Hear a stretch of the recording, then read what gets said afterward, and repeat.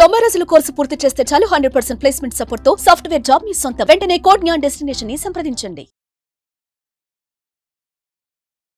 మధ్యలో ఆ టైంలో జరిగింది. ఇంటి దగ్గరనే అది చికెన్ సెంటర్ ఉంది ముందల. అక్కడ వ్యర్థాలన్నీ వెనుక పడేయడం వల్ల కుక్కలన్నీ ఒక్కటే సమూహం కూడి అక్కడ మొత్తం ఇక పిల్లలు ఆడుకునే ప్లేస్లోనే అవి కూడా బాబుని రక్షించడానికి పోతే నాకు కూడా మీద పడి కరవడం అట్లా జరిగింది. ఒక డిపార్ట్మెంట్ ఒక చిన్న బిజినెస్ చేసుకుంటా వచ్చి చూపించింది. మేము అప్పుడే బాగా పరిశ్రమ స్వామి ఎంత చిన్న పిల్లాడికి ఇట్లా కూడా ఏంది ఇంకా వాళ్ళ నానసుగా అన్నట్లు మేము పరిశ్రమ అయినాం.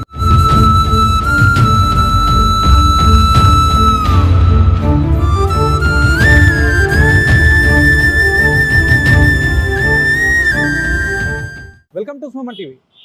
ప్రస్తుతం ఉమ్మడి నిజామాబాద్ జిల్లాలో కుక్కల బెడద విపరీతంగా తయారైందండి. ఎక్కడ చూసినా కూడా వీధి పైన ఎవరైనా నడాలంటే జంకుతున్నటువంటి పరిస్థితి. తాజాగా అంటే నిన్న నిజామాబాద్ జిల్లా ఆర్మూరులో దాదాపు కూడా 4-5 మంది పిల్లల పైన కుక్కలు విపరీతంగా దాడి చేసి గాయాలు చేసిన ఘటన కూడా జిల్లా వ్యాప్తంగా తీవ్ర సంచలనంగా మారింది.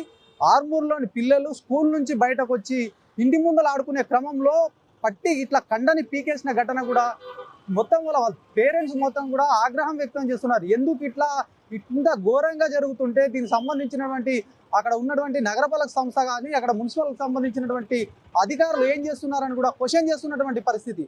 చిన్నపిల్లలు స్కూల్ నుంచి వచ్చిన క్రమంలో కూడా ఇది ఎంత దారుణమైన పరిస్థితి అంటే ఆర్మూరులో కూడా చిన్న పిల్లలు 5 సంవత్సరాలు ఉన్న పిల్లలు కూడా మొహం పైన కాళ్ళ పైన ఎక్కడ పడితే అక్కడే మొత్తం కండల్ని పీకేసిన ఘటన కూడా మొత్తం చర్చనీయాంశంగా మారింది. దీంతో మాట్లాడడానికి కూడా పేరెంట్స్ ఉన్నారు. అసలు ఏం జరిగిందని అడిగి తెలుసుకునే ప్రయత్నం చేద్దాం.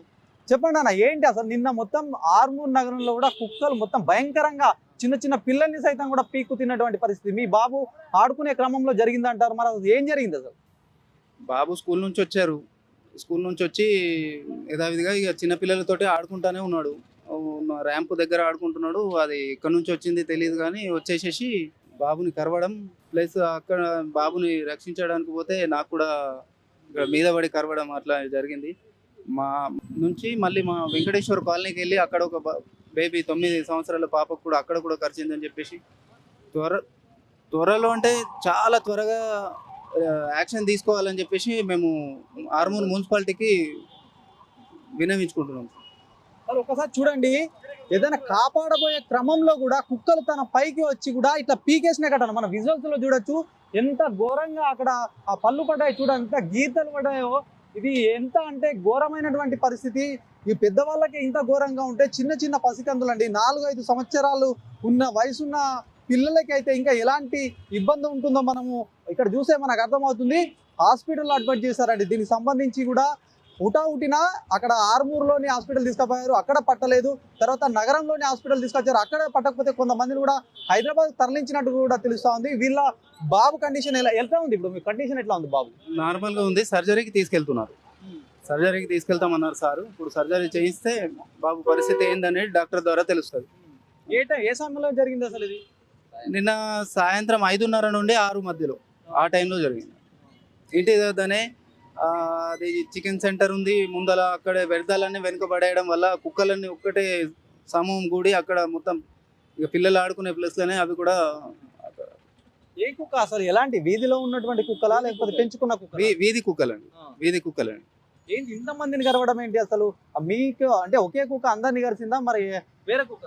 ఇక మాకు తెలిసి అయితే అదే కుక్క కరిచింది అని చెప్పేసి అందరు చెప్పడం వల్ల చెప్తున్నా. మాకైతే ఆ కుక్కనే కరిచింది. ఒకే కుక్క. అవును, మా పైకి వచ్చింది. అంటే బాబు కరిచిన తర్వాత బాబు కరిచిందని చెప్పేసి పిలవడం వల్ల నేను వెళ్తున్నా. వెళ్ళేటప్పుడు ఆ కుక్కని నేను గమనించుకోలేదు. అయినా కానీ అదే కుక్క అని చెప్పి నా పైకి కూడా వచ్చేసింది. నా పైకి వచ్చిన నాకు కూడా ఇక్కడ ఇది చేసేసింది. చుట్టుపక్కల వాళ్ళు కట్టెతోటి కొట్టేసేసి అది పారిపోయింది. మేము హాస్పిటల్కి వచ్చేసినాం. మామయ్య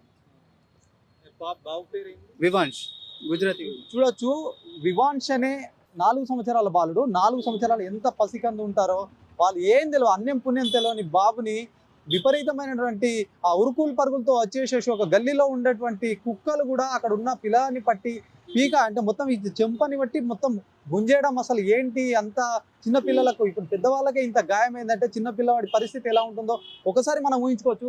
వాళ్ళకి సంబంధించినటువంటి పేరెంట్స్ ఉన్నారు, మళ్ళీ వాళ్ళ బంధువులు ఉన్నారు. చెప్పండి అసలు ఎట్లా జరిగింది ఈ సంఘటన అసలు? మేము ఒక విలేజ్లో ఉంటామండి. మాకు వాళ్ళ కోడలు అతను వాళ్ళ బ్రదర్ల సిస్టర్ మా కోడలు ఒకదే పరి మేము నిన్న ఒక చిన్న బిజినెస్ చేసుకుంటా వచ్చి చూపించింది. మేము అప్పుడే బాగా పిల్లవాడిని పరిశీలన స్వామి నెత్తి చిన్న పిల్లాడికి ఇట్లా కూడా ఏంది ఇంకా మళ్ళీ నారస్తుగా అవుతుంది అన్నట్లు మేము పరిశాన్ అయినాం.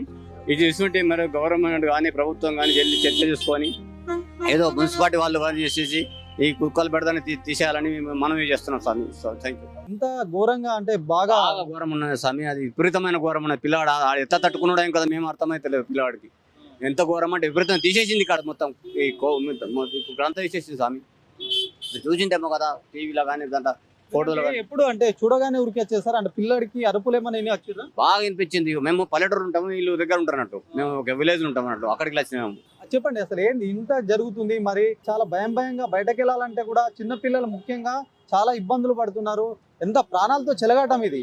దీని ఏంది అసలు? నువ్వు అక్కడ ఉన్న అధికారులు కానీ ఎప్పుడైనా కంప్లైంట్ చేశారా? అక్కడ ఇక్కడ మున్సిపాలిటీ వాళ్ళు జల్లి చర్యలు తీసుకోవాలి. ఏదున్నా అక్కడ స్కూల్ నుంచి వచ్చి బయట వాళ్ళు నిల్చున్న సమయంలో ఆడుకునే టైంలో ఒకటేసారి గాడి చేసినాయి కుక్కలు. అక్కడనే మా కొడుకు సుఖ చేశాయి. మరి ఏమైనా కంప్లైంట్ చేశారా మీరు? ఇట్లా జరుగుతుంది కదా. చేశామండి, కంప్లైంట్ చేసాం. మున్సిపాలిటీ ఫోన్ ద్వారానే కంప్లైంట్ చేసినాం. ఏమంటున్నారు మరి వాళ్ళు? ఏమంటున్నారు, 1 డే టైం ఇవ్వండి, మేము వాటికి పరిష్కరిస్తామని చెప్తున్నారు. ఎంతవరకు అవుతుంది అనేది ఇక మాకు ఇంకా మేము ఇక్కడే ఉన్నాము. ఇప్పుడు ఆర్మూర్లో అందరు చిన్న పిల్లలేనండి కలిసిన వాళ్ళు?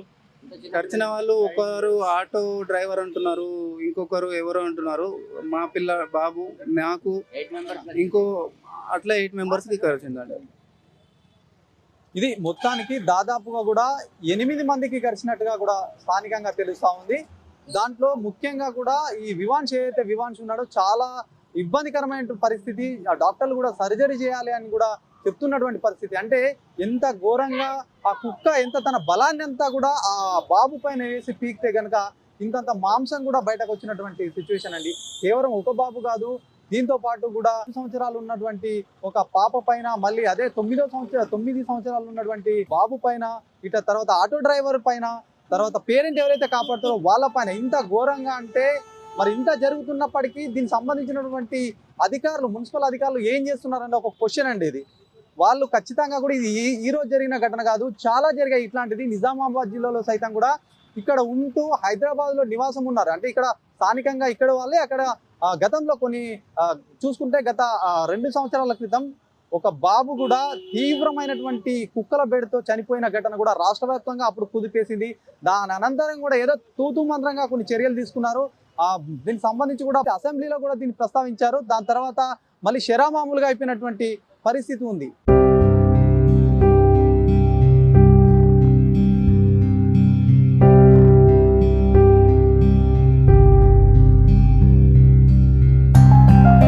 నిజామాబాద్ జిల్లా ఆర్మూర్లో ఏదైతే కుక్కల దాడిలో కూడా గాయపడ్డటువంటి 3 చిన్నారులు, దాంతోపాటు వాళ్ళ ఫాదర్ ఏదైతే వివాన్స్ వాళ్ళ ఫాదర్ కూడా అడ్డుకోబోతే ఆయన పైకి వచ్చేసేసి కూడా ముఖం పైన గాయం చేసినటువంటి పరిస్థితి.